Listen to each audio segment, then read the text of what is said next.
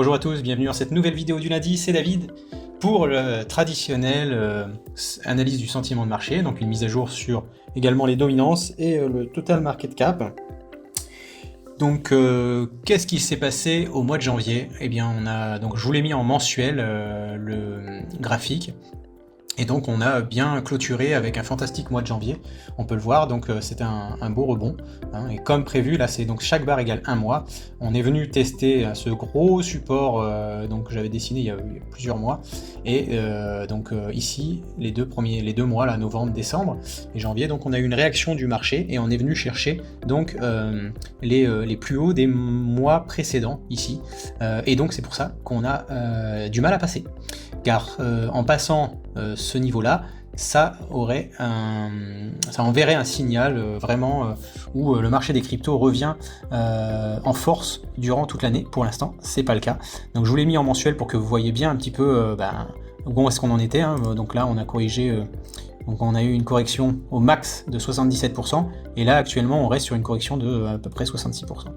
Donc voilà, on n'est pas encore garanti du bull run, mais donc ce qui serait idéal, c'est d'avoir un marché un petit peu en range, et là donc c'est ce qu'on est en train de dessiner, hein, vous voyez là. Donc alors bon, là la ligne vous voyez pas très bien comment elle a été dessinée, je vais vous le mettre en daily, puisqu'on a eu une semaine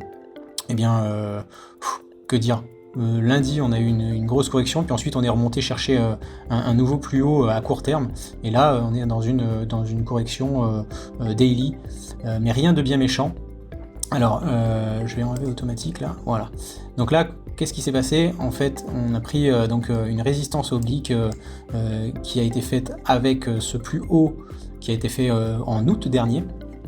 Et on voit que donc ça devient difficile à passer, hein. Donc toute cette zone en allant de 25 200 à 24 200, hein, c'est une zone de 1000 dollars, ça risque d'être compliqué. Donc on peut sur un moment de mini euphorie aller chercher cette résistance des 25 200, mais pour le moment on est plus sur, on reteste donc ces deux hauts là qu'on a eu durant le mois de septembre et juillet précédent 2022.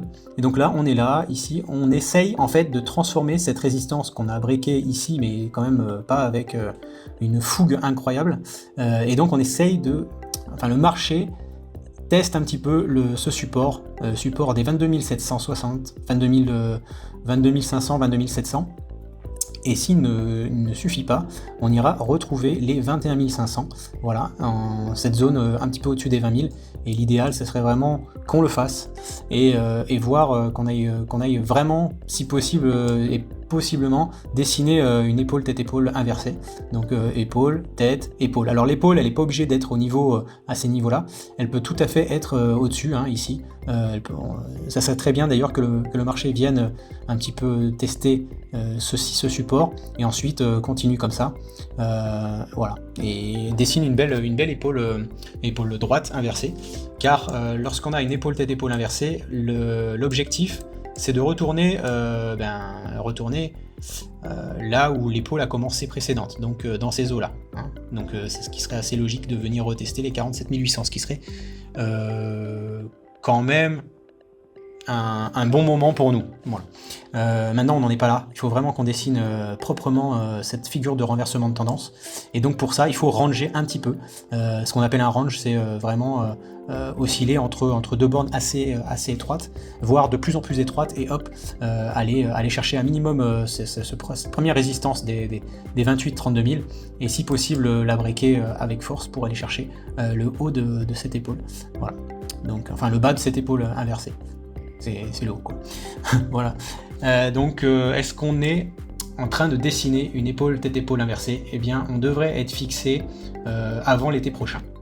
Voilà, d'ici là, eh bien écoutez, si on break par le haut, pourquoi pas. Maintenant, ça sera pas très clair au niveau graphique, et donc bon, peut-être éventuellement un double creux comme ça, mais c'est un peu tiré par les cheveux, c'est pas très propre comme figure. Voilà pour le Bitcoin. Donc pour l'instant, naturellement, on teste cette résistance. Et donc on devrait se balader entre ces deux supports.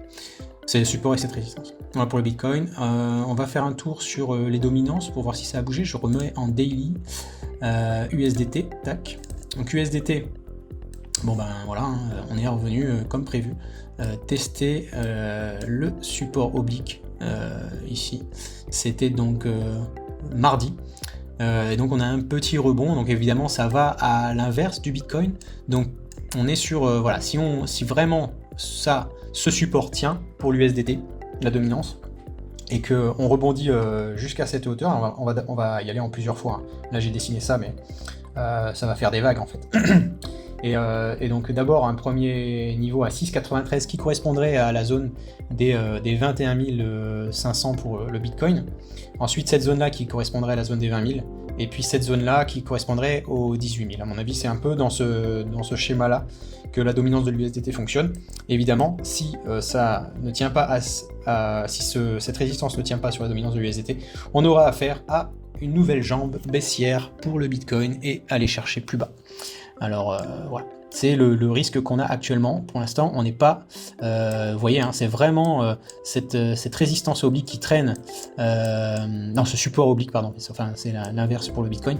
Donc ce support oblique de l'USDT qui traîne depuis le plus haut du Bitcoin, hein, c'était donc en 2021, eh bien, nous complique la tâche, et si on arrive à casser ça, là, ce sera vraiment un très bon signe, comme quoi on est en range market. Et à nouveau, si on casse les 5,25, là on sera en bull run. Donc le bull run qui ira descendre l'USDT à 3,30 et donc qui correspondrait au fameux 48 000 qu'on a vu tout à l'heure. Là c'est la dominance du USDT, donc assez logique, hein. On a là, vous voyez, hein, les bonnes résistances et supports pour la dominance du USDT qu'on va suivre de très près pour se positionner. Donc je pense que dès qu'on aura une cassure de ce support de l'USDT, là on verra des trades de façon un peu plus concentrée. Dominance du Bitcoin, je sais pas ce qui s'est passé grand chose, bah non, voilà, la dominance. Alors généralement, vous voyez, quand le Bitcoin traîne un peu autour des 22 500, 23 000 qu'il a fait durant, on va dire, la semaine, eh bien on a une baisse de la dominance du Bitcoin, et normalement c'est allé se répercuter sur alors l'USDT, parce que l'USDT a trouvé son support et a rebondi, et je pense que au niveau des alts, voilà, au niveau des alts ça s'est bien passé aussi durant la semaine. Là donc on fait face à la résistance qu'on a breaké quelques mois précédents, et je vous dis ça c'est un peu compliqué, donc on est repassé en dessous de cette résistance là. Ce qui serait vraiment bien pour les alts, c'est qu'on arrive à clôturer, on va dire en weekly, parce que là en daily c'est pas... voilà. Donc bon, on a clôturé la semaine dernière au-dessus, mais là on attend la confirmation. Pour l'instant on est repassé en dessous sur la dominance. Après, bon, je vous l'avais dit déjà dans la vidéo précédente, les dominances, c'est vraiment pas évident de faire d'analyse graphique dessus précise.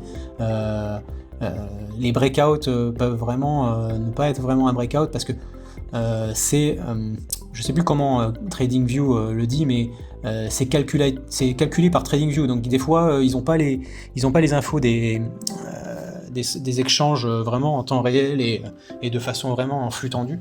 Donc je pense qu'il y a des adaptations au niveau des dominances, mais il faut prendre ça vraiment de façon... vous voyez par exemple ici, là quand ça a breaké par le bas, eh bien il fallait attendre une confirmation qui est venue là. Voilà. Donc là, bon, après c'est une grosse mèche, hein, mais c'est bon, c'est en weekly. Mais là, on avait toujours une possibilité de repasser au-dessus. Franchement, c'était pas clair. Et la dominance de l'USDT, c'est comme ça. C'est juste pour lorsqu'on a une belle mèche, vous voyez comme ça, une belle mèche verte. Là, on sait qu'on est parti sur un bon moment. Là, une belle mèche rouge, ben c'est pareil. Voilà, c'est comme ça que les dominances, on doit les analyser. Là c'est les alts, et bien je vais terminer par le total market cap ici. Voilà, alors là c'est en hebdomadaire, et bien bon, il s'est pas passé grand chose cette semaine. Le total market cap, et bien plafonne, hein, dès la première, vous voyez, hein, dès la première résistance, enfin les deux là, sont un peu liés, hein, 1, 2, 3. Voilà, donc là premier, parce que avant il n'y avait pas vraiment de résistance, hein. Là on a fait un breakout, ok, retest, hein, vous voyez c'est très propre, retest du breakout, hop, on recontinue, c'est ce petit rallye qu'on a eu durant tout le mois de janvier, et là depuis début février, bon on stagne un peu au niveau du total market cap, et donc tant qu'on n'a pas un signal vraiment de reprise, de changement de tendance, je pense que le total market cap va être très compliqué de passer les 1.1 à ce niveau-là. Parce que en fait il y a actuellement peu d'argent frais qui rentre dans les cryptos. C'est essentiellement des personnes qui étaient en USDT ou en USDC, en stablecoin, qui re-rentrent actuellement parce qu'ils étaient en marge. Mais c'est pas du dollar ou de l'euro frais. Pour l'instant, c'est pas le cas. Donc, lorsqu'on va avoir un petit peu des signaux comme quoi le marché va être sur le point d'exploser, là, on va avoir un retour du cash et donc le total market cap progressera de fortement à ce niveau-là. Voilà. Eh bien, écoutez. Je vous souhaite une excellente semaine, en espérant que ça aille chercher quand même la résistance du total market cap, ce serait très bien. Et je vous dis donc à lundi prochain. Bonne semaine!